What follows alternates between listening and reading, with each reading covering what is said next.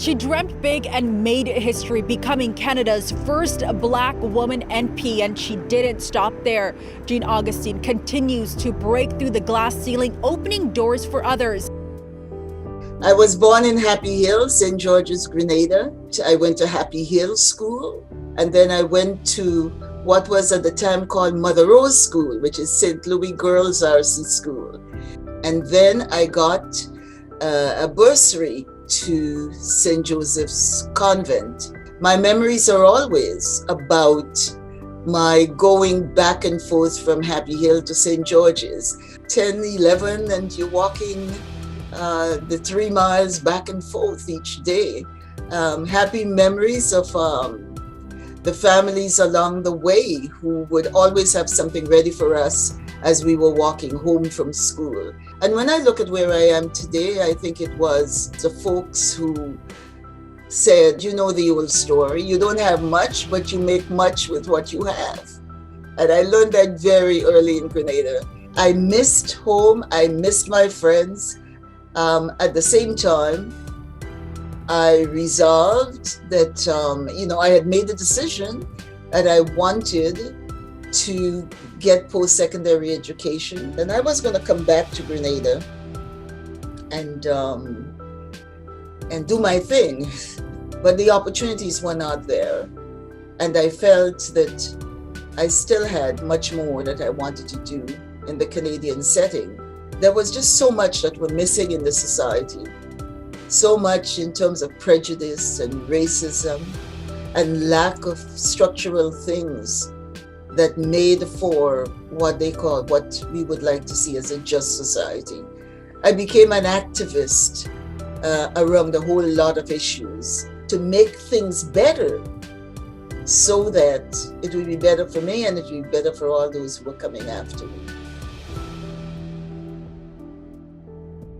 I was asked, would you run? But I never considered myself a politician. First of all, I considered myself an educator, but I saw the things in the media where politicians were always described as corrupt, as thieves, as dishonest, all the negatives. And I kept thinking, that's not me, that's not me. So as we mulled that around, someone one day said to me, well, if not you, then who? If you want the political climate to be such that we could respond to all those things that you keep putting on the table, then you have a responsibility to put yourself forward. So with that kind of argument, I said yes. And so I ran a really good campaign and won big, and became the first Black woman to be elected to the Parliament of Canada.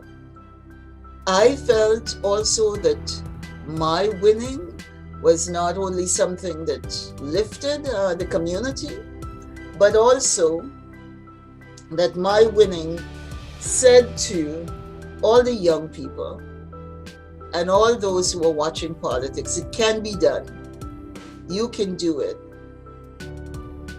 I was surprised when I got the call from McLean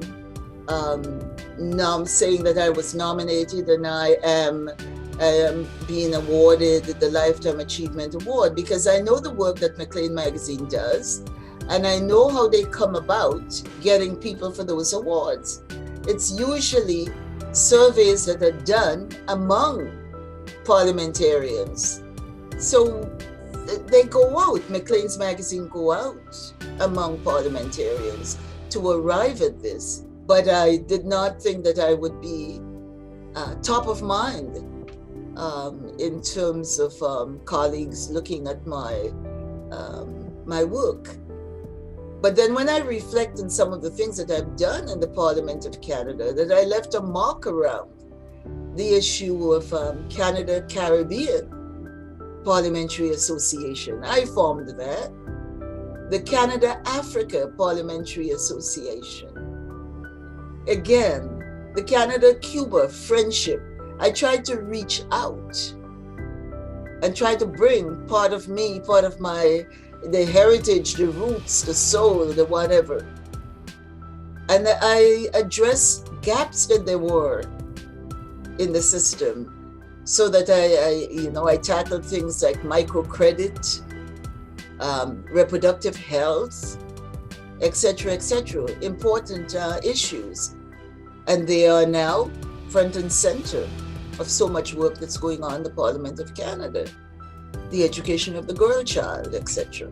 The week after that, I got from World Vision the Hero Award, Hero for Girls Award. So I was honored. I was deeply, deeply honored. I was surprised.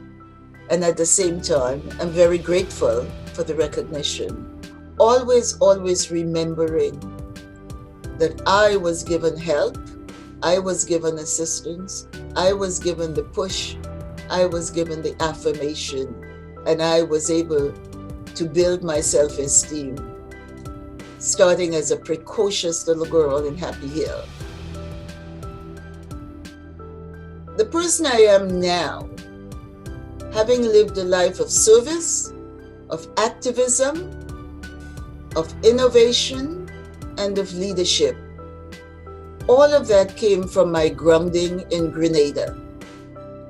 And so I will always remember the beauty of the land, the generosity of the people, the kindness of the educators that I knew, and the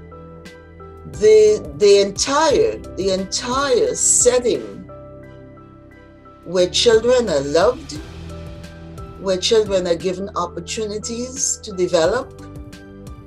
And I've taken all of that with me over these past 60 years.